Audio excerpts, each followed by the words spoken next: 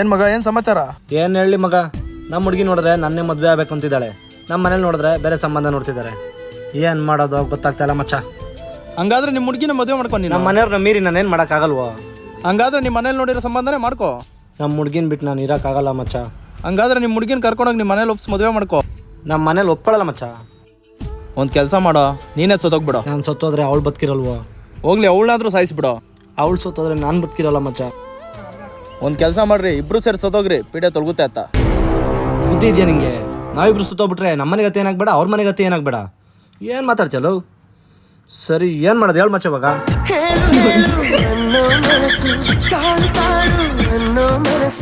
ಯಾವ ಮನದ ಮಾತು ಕೇಳಿ ನಾನೀಗ